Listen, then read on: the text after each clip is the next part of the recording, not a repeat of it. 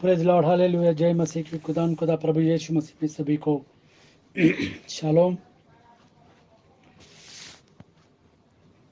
आइए हम दुआ करें। खुदा प्रभु यीशु मसीह, आज के दिन के लिए धन्यवाद, इस समय के लिए धन्यवाद जो तूने हमको दिया ताकि तेरे वचन से हम कुछ बातें कर सके। सहायता और मदद कर, प्रभु यीशु मसीह के नाम से मांगते हैं, आमीन आमीन। जैसे आजकल हम देखते हैं कि लोग विवादी, बकवादी और फूट डालने वाले और अविश्वासी लोग और ढीठ और बहकाने वाले और सच के बैरी और झूठ के चाहने वाले लोग आजकल बढ़ गए हैं। और वचन क्या कहता है हम देखेंगे। दूसरा तीमुथी 3:15 और 16। दूसरा तीमुथी 3 तीसरा अध्याय और 15वीं और 16वीं आयत।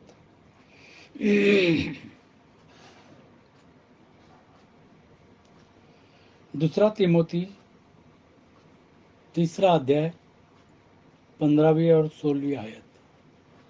और बचपन से पवित्र शास्त्र तेरा जाना हुआ है, जो तुझे मसीह पर विश्वास करने से उद्धार प्राप्त करने के लिए बुद्धिमान बना सकता है। संपूर्ण पवित्र शास्त्र परमेश्वर की प्रेरणा से रचा गया है और उपदेश और समझाने और सुधारने और धार्मिकता की शिक्षा के लिए लाभदायक है, ताकि परमेश्वर का जन सिद्ध बने और हर एक भले काम के लिए तत्पर हो जाए। जैसे कि हमने यहाँ पर पढ़ा, और बचपन से पवित्र शास्त्र तेरा जाना हुआ है। बचपन से पवित्र शास्त्र तेरा जाना हुआ है। हम देखते हैं कि मसीह लोग कई पीढ़ियों से मसीह है और वो कहते हैं कि हम बचपन से पवित्र शास्त्र को जानते हैं।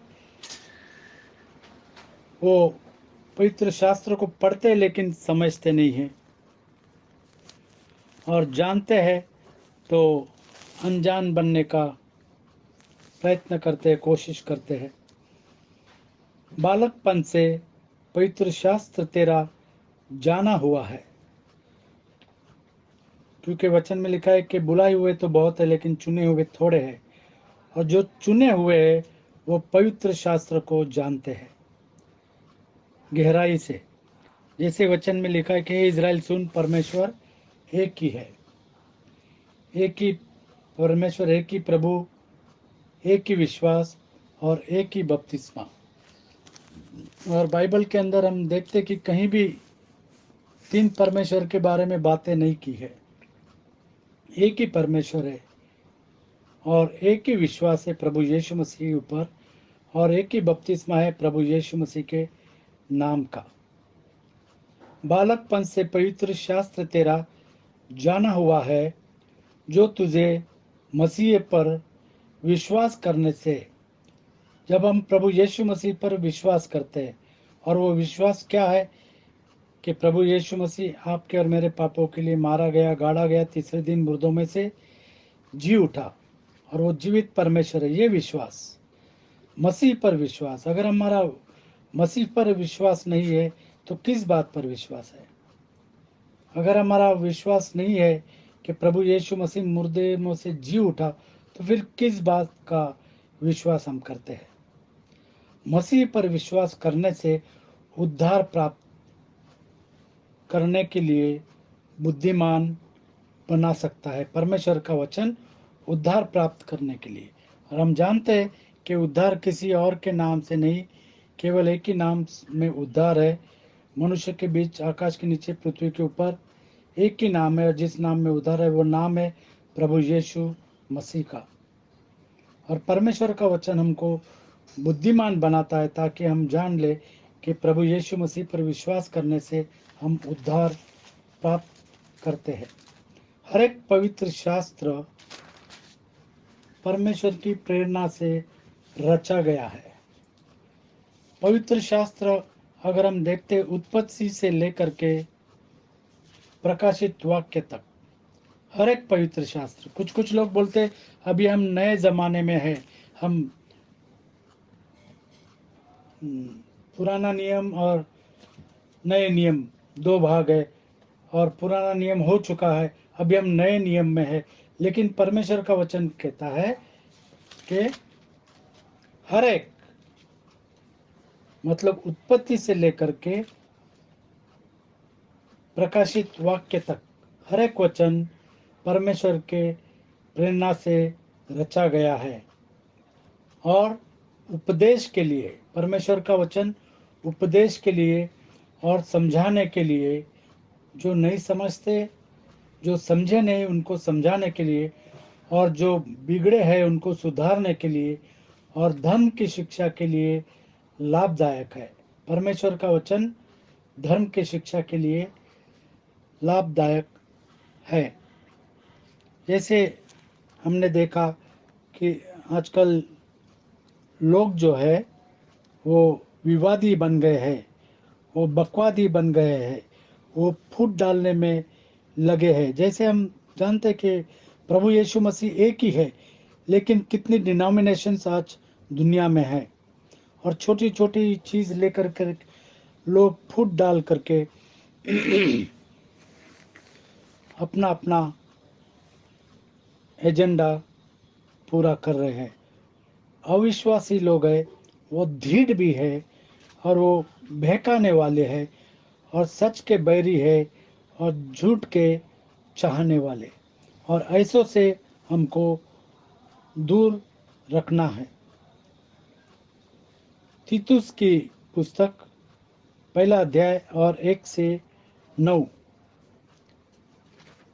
खरे शिक्षा से उपदेश और विवादियों का मुंह बंद कर, परमेश्वर का वचन कहता है। तीतुस की पुस्तक, तीतुस की पत्री पहला अध्याय और 9वीं आयत। और वह विश्वास योग्य वचन पर जो धर्मोपदेश के अनुसार है स्थिर रहे, कि खरी शिक्षा से उपदेश दे सके, खरे शिक्षा से उपदेश दे सके, और विरोधियों का मुंह भी बंद कर सके। और जो सच के बैरी है और झूठ के चाहने वाले हैं, उनका मुंह बंद कर सके, क्योंकि बहुत से लोग निरंकुश, बकवादी और धोखा देने वाले क्योंकि हैं। बहुत से लोग निरंकुश, बकवादी और धोखा देने वाले हैं, और धोखा देने वाले हैं। विशेष करके खतना वालों में से इनका मुंह बंद करना चाहिए। ये लोग नीच कमाई के लिए अनुचित बातें सिखा कर घर के घर बिगाड़ देते हैं। घर के घर बिगाड़ देते हैं। हम 1 से पढ़ेंगे, 1 से 10।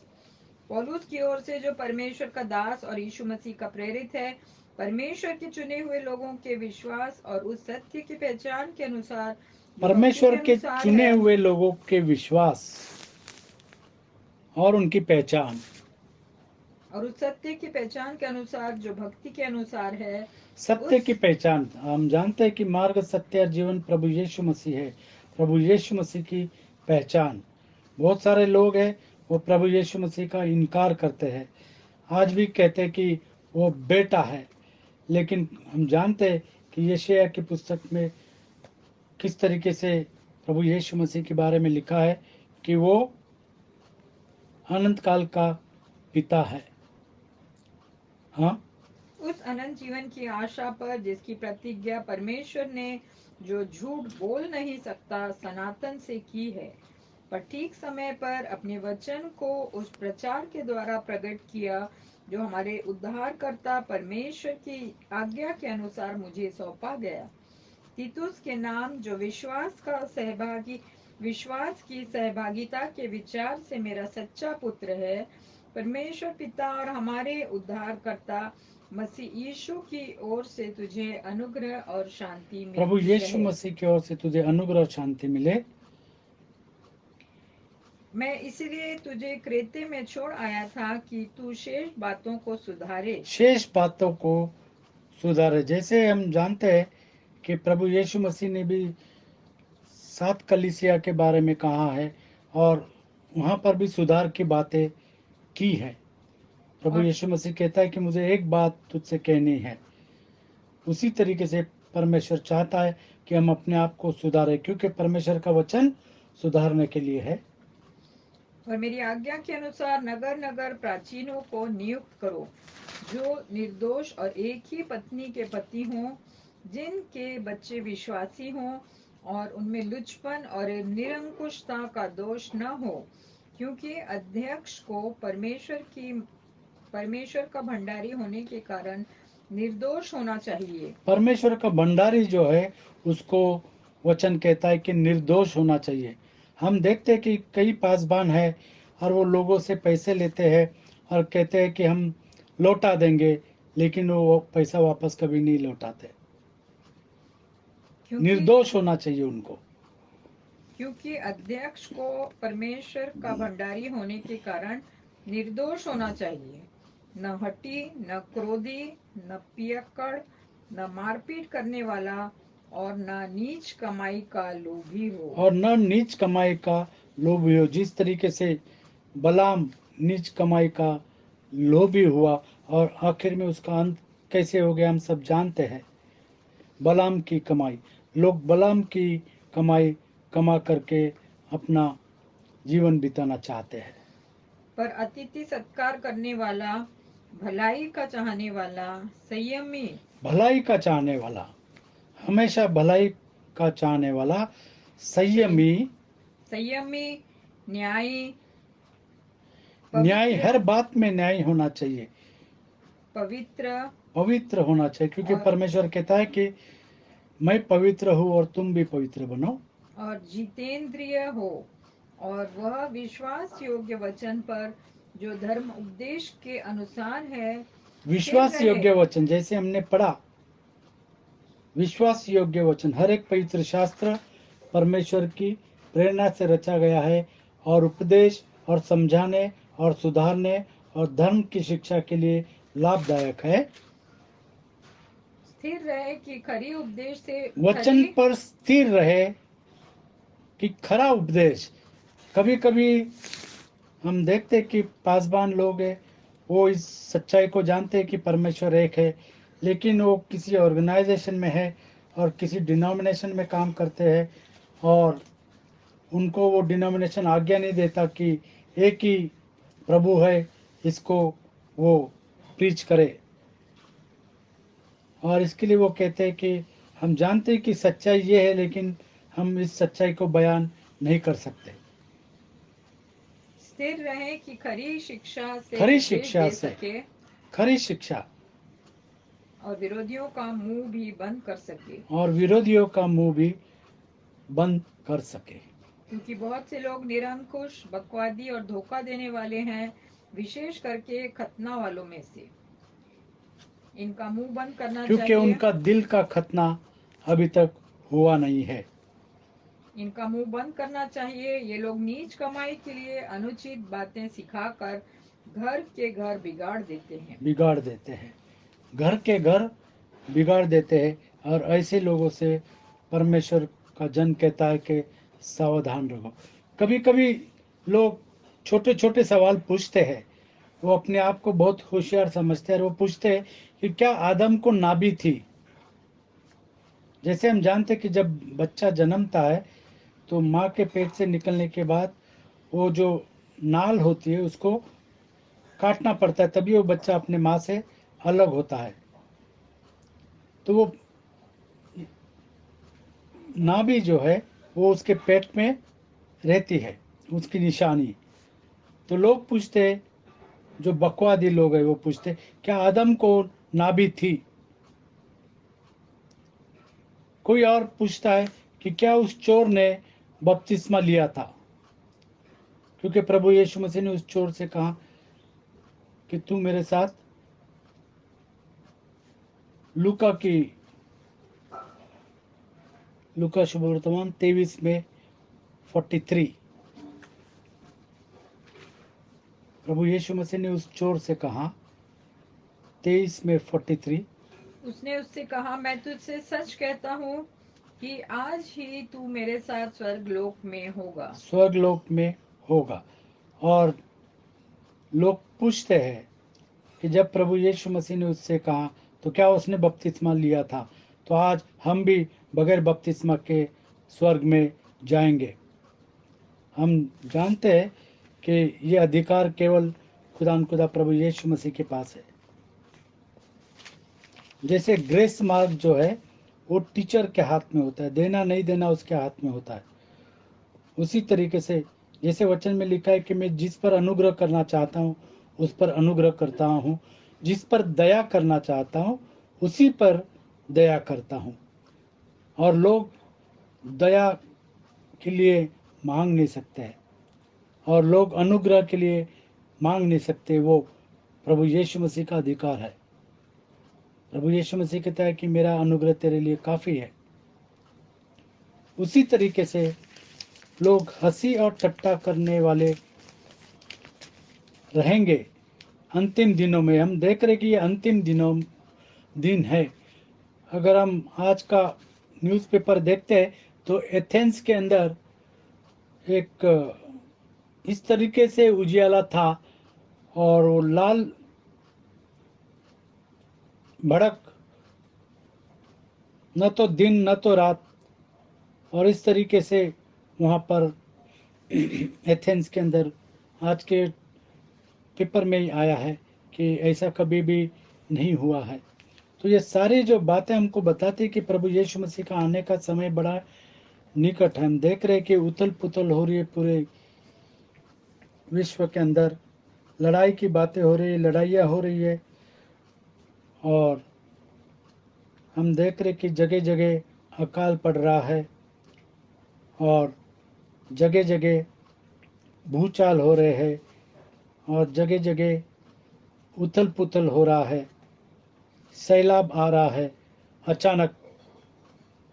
और ऐसी ऐसी जगह में जहाँ पर कभी बारिश नहीं हुई और न होती है, रेगिस्तान में ऐसी बारिश हुई कि सारे कार्य जो है वो बह के गई और सारा जो स्ट्रीट है वो पानी से लबालब भर गया है। लोगों ने कई साल ऐसी परिस्थिति कहीं नहीं देखी। हम देख रहे कि ये सब डेवलप्ड सिटीज, डेवलप्ड कंट्रीज में हो रहा है और वो हताश है। और ये सब बातें हमको बता रही कि प्रभु यीशु मसीह का आना बड़ा निकट है। इसलिए प्रभु यीशु मसीह कहता है कि समय पूरा हो गया है, परमेश्वर का राज निकट है, पश्चाताप करो और सुसमाचार पर विश्वास रखो। तो आज लोगों को पश्चाताप करने की ज़रूरत है और सुसमाचार पर विश्वास करने की ज़रूरत है। जैसे प्रभु यीशु मसीह के वचन में लिखा है, दूसरा पत्रस 3 अध्याय और 3 से 7, कि अंतिम दिनों में लोग कैसी कैसी बातें करेंगे।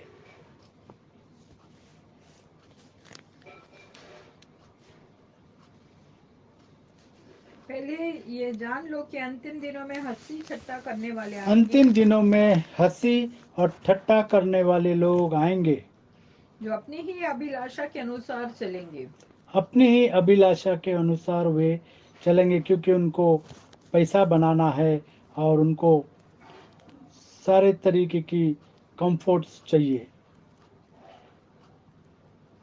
और कहेंगे, उसके आने की प्रतिज्ञा कहाँ गई? उसके आने की प्रतिज्ञा कहाँ गई? प्रभु यीशु मसीह ने कहा मैं बहुत जल्द आता हूँ, और उसके आने की प्रतिज्ञा कहाँ गई? क्योंकि जब से बाप दादे सो गए हैं, सब कुछ वैसा ही है जैसा सृष्टि के आरंभ से था। वे तो जानबूझकर ये भूल गए कि ये तो परमेश्वर के जानबूझकर वचन के अनुसार ये के द्वारा भूल गए कि परमेश्वर के वचन के द्वारा कि परमेश्वर के वचन के द्वारा आकाश प्राचीन काल से विद्यमान है और पृथ्वी भी जल में से बनी और जल में स्थिर है। इसी के कारण उस युग का जगत जल में डूबकर नष्ट हो गया। पर वर्तमान के आकाश और पृथ्वी उसी वचन के द्वारा इसलिए उसी वचन रखे के गए द्वारा हैं इसलिए रखे गए हैं इसलिए रखे गए हैं कि जलाए जाएं। कि जलाया जाए। अगर हम देखते हैं कि जितने भी साइंटिस्ट है वो कह रहे हैं कि ग्लेशियर्स जो है वो पिघल रहे हैं, और ग्लेशियर्स पिघलने की वजह से समुद्र का लेवल जो है वो बढ़ रहा है, और सारी सृष्टि जो है वो समुद्र के लेवल के बढ़ने से समुद्र के अंदर समाई जाएगी। लेकिन परमेश्वर का वचन कहता है कि पहली बार नूह के समय में परमेश्वर ने पानी से सारी सृष्टि को खत्म कर दिया था, और आज ये जो पृथ्वी और आकाश है ये आग से खत्म हो जाने वाला है, परमेश्वर ने कहा। पर वर्तमान काल के आकाश और पृथ्वी वर्तमान काल के आकाश और पृथ्वी उसी वचन के द्वारा इसलिए रखे गए हैं कि जलाए जाएं। कि जलाए जाए। और ये आज हम भक्ति देखते हैं कि बहुत सारे जो देश है उनके पास न्यूक्लियर वॉरहेड्स है, हर एक के पास कितने कितने। अगर ये लड़ाई न्यूक्लियर वॉर शुरू हो गई तो किस तरीके का हाहाकार होगा, और सब जल जाएगा, और सब मिट जाएगा, और सब गल जाएगा। जैसे हम देखते हैं कि पहाड़ जो है, पहाड़ के ऊपर जो भट्टी होती है, क्या बोलते हैं उसको, वोल्कानो।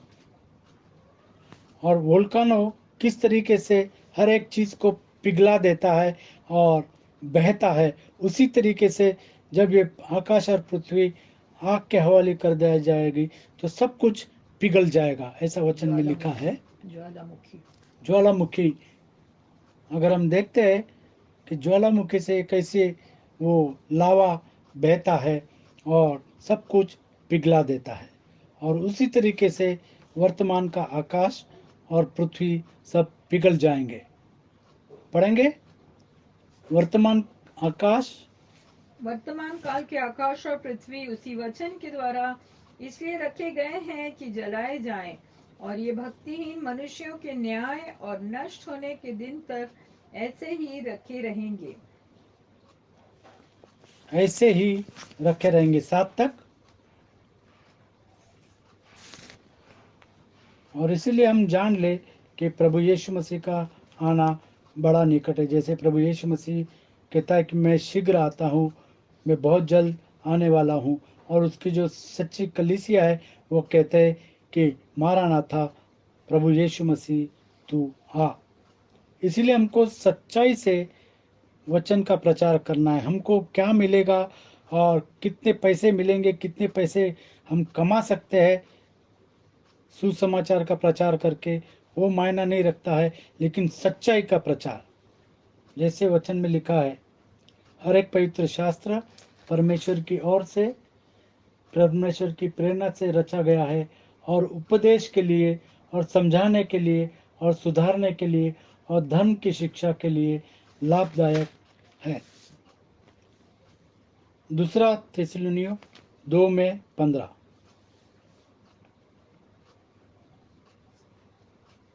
दूसरा थिस्सलुनीय 2:15। हमको सच्चाई से परमेश्वर का वचन सुनाना है। इसलिए हे भाइयों, स्थिर रहो, स्थिर रहो, विश्वास के अंदर स्थिर रहो, वचन के अंदर स्थिर रहो। और जो बातें तुमने चाहे वचन या पत्री के द्वारा हमसे सीखी हैं उन्हें थामे रहो। उन्हें थामे रहो, क्योंकि बकवादी लोग आएंगे और बहकाने वाले लोग आएंगे और तुमको बहका करके वचन से अलग करने की कोशिश करेंगे। फिर एक बार, इसलिए हे भाइयों, स्थिर रहो, वचन में स्थिर रहो, विश्वास के अंदर स्थिर रहो, और जो बातें तुमने चाहे वचन या पत्री के द्वारा हमसे सीखी है उन्हें थामे रहो। उन्हें थामे रहो। पहला तिमोथी पहला अध्याय और 16वीं आयत। पहला तिमोथी पहला अध्याय 16, एक में 16 और 19। पर मुझ पर इसलिए दया हुई कि मुझ सबसे बड़े पापी में यीशु मसीह अपनी पूरी सहनशीलता दिखाए कि जो लोग उस पर अनंत जीवन के लिए विश्वास करेंगे उनके लिए मैं एक आदर्श बनूं।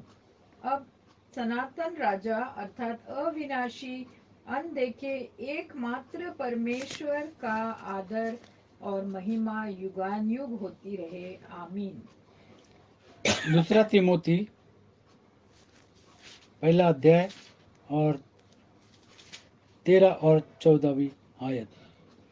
जो खरी बातें तूने मुझसे सुनी है, जो खरी बातें यह है कि परमेश्वर एक है। खरी बातें यह है कि प्रभु यीशु मसीह के नाम का बपतिस्मा सच्चा बपतिस्मा है। जो खरी बातें तूने सुनी है उनको उस विश्वास और प्रेम के साथ जो मसीह यीशु में है अपना आदर्श बना कर रख। अपना आदर्श बनाकर रख। हमने देखा कि कभी कभी लोग इस सच्चाई को मानते हैं और फिर बाद में कोई आकर उनको बहका देता है और फिर वो किसी और जगह पर निकल जाते हैं, वो भूल जाते हैं इस सच्चाई को। और पवित्र आत्मा के द्वारा जो हम में बसा है इस अच्छी धरोहर की रखवाली कर। इस अच्छे धरोहर की रखवाली कर। जो तुममें मिला है, जो सच्चा वचन मिला है, उसे थामे रहा, उसको कभी भूलना नहीं, क्योंकि वो बेसिक डॉक्ट्रिन है, वो फाउंडेशन है, वो नींव है और कोई दूसरी नींव नहीं डाल सकता। वो नींव डल चुकी है और वो नींव है हमारा खुदा प्रभु यीशु मसीह। तीतुस 2 में 1, तीतुस 2 में 1।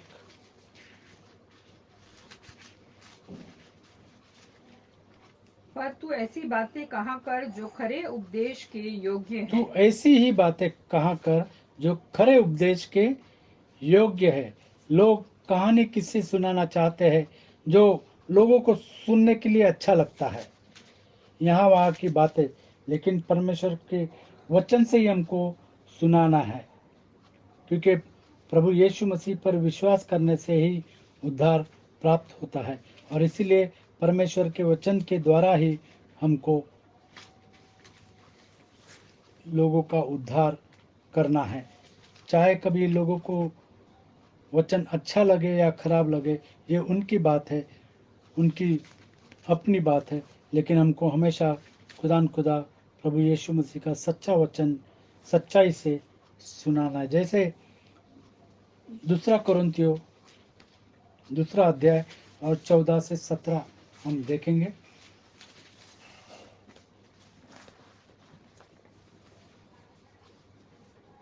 दूसरा कोरिन्थियों 2 अध्याय और 14 से लेकर के 17 तक। परंतु परमेश्वर का धन्यवाद हो जो मसीह में सदा हमको जय के उत्सव से लिए फिरता है और अपने ज्ञान की सुगंध हमारे द्वारा हर जगह अपने ज्ञान का सुगंध, वचन का सुगंध जो है हमारे द्वारा फैलाता है, क्योंकि हम परमेश्वर के निकट उद्धार पाने वालों और नाश होने वालों दोनों के लिए मसीह की सुगंध है। दोनों के लिए, जो नाश होने वाले हैं और जो उद्धार पाने वाले हैं, दोनों के लिए सुगंध है। कुछ के लिए तो मरने के निमित्त मृत्यु की गंध, कुछ के लिए मरने के लिए मृत्यु की गंध। अगर वो परमेश्वर के वचन को नहीं मानेंगे तो उनके लिए मृत्यु की गंध है, और कितनों के लिए जीवन के निमित्त, और कितनों के लिए जीवन के निमित्त जीवन की सुगंध। जीवन की सुगंध, क्योंकि खुदा का वचन जो है वो जीवनदायी वचन है, वो अनंत जीवन देने वाला वचन है। क्योंकि प्रभु यीशु मसीह कहता है कि पुनरुत्थान और जीवन मैं हूँ। प्रभु यीशु मसीह कहता है कि जीवन की रोटी मैं हूँ, जो मेरे पास आता है वो कभी भी भूखा नहीं रहेगा, और जो मुझ पर विश्वास रखता है वो कभी भी प्यासा नहीं रहेगा। क्योंकि हम उन बहुतों के समान नहीं जो परमेश्वर के वचन में मिलावट करते हैं, परंतु मन की सच्चाई से और मन की सच्चाई से और परमेश्वर की ओर से परमेश्वर को उपस्थित जानकर, परमेश्वर की ओर से परमेश्वर को उपस्थित जानकर मसीह में बोलते हैं। मसीह में ही बोलते हैं। जैसे हम जानते हैं वचन में लिखा है कुलुसियों 3, 16 और 17।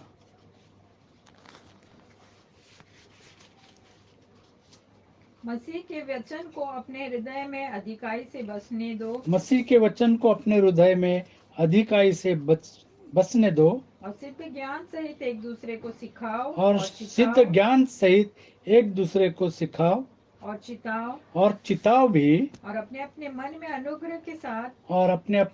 अनुग्रह के साथ परमेश्वर के लिए भजन और स्तुतिगान और आत्मिक गीत गाओ। वचन में या काम में जो कुछ भी वचन करो, में या काम में तुम जो भी कुछ करो, वचन में या काम में तुम जो भी कुछ करो, सब प्रभु यीशु सब के नाम से करो। प्रभु यीशु मसीह के नाम से करो। जो सच्चाई का वचन सुनाते हैं वो हमेशा काम में या नाम में या हर एक बात में प्रभु यीशु मसीह के नाम से वो करते हैं और उसके द्वारा परमेश्वर पिता का धन्यवाद और करो। उसके द्वारा परमेश्वर पिता का धन्यवाद करो। मसीह पर विश्वास करने से हम उद्धार प्राप्त करते हैं और इसीलिए हम जानते हैं कि परमेश्वर का जो वचन है, परमेश्वर का जो वचन है वो प्रेरणा से रचा गया है, परमेश्वर की प्रेरणा से रचा गया है और उपदेश और समझाने और सुधारने और धर्म की शिक्षा के लिए लाभदायक है। और इसीलिए हर एक वचन जो लिखा हुआ है उस पर हमको विश्वास करने की जरूरत है। रीना से कहूँगा कि दुआ। हालेलुया, धन्यवाद धन्यवाद प्यारे प्रभु जी, फिर से तेरे सुंदर वचनों के लिए धन्यवाद करते हैं जिनके द्वारा तू बार बार हमसे बोलता और बातचीत करता है। होने दे कि हम तेरे वचनों को अपने मनों में, हृदय से, हमारे मनों में अधिकाई से बसने दें। और हाँ प्यारे प्रभु जी, जैसा तूने कहा है वैसे उसको पूरा करने वाले भी बने, केवल सुनने वाले नहीं बने परंतु उसके अनुसार चलने वाले बने। हमें से हर एक भाई बहन को तो अपने आशीषों से भर दे और होने दे कि सचमुच में हम तेरे वचन में और भी ज्यादा बढ़ते जाएं, दृढ़ और मजबूत जड़ पकड़कर तुझ में और भी ज्यादा हम प्रभु बलवंत होते जाए। सभी भाई बहनों को तेरे हाथ में सौंपते, हर एक को तू बहुतायत से आशीष और बरकत दे। हम सभी को अपने आने के लिए तैयार कर, अपने पाक खून से धो, शुद्ध पवित्र कर। और हाँ प्यारे प्रभु जी, होने दे कि हम तेरे सामने खड़े होने योग्य हो, क्योंकि जब तू आएगा और हमारा न्याय करेगा तो हम तेरे सन्मुख पवित्र और निर्दोष पाए जाए। होने दे। सारी बातों के लिए धन्यवाद देते, सारी आशीषों के लिए तेरा दिल से धन्यवाद देते, तेरे सुंदर वचनों के लिए धन्यवाद देते हुए छोटी सी विनती को यीशु मसीह के महान पवित्र शक्तिशाली उद्धार देने वाले नाम में मांगती हूँ। सुनो, कबूल कर। आमीन। आमीन। खुदा आपको वचन पर चलने के लिए सहायता और मदद करे।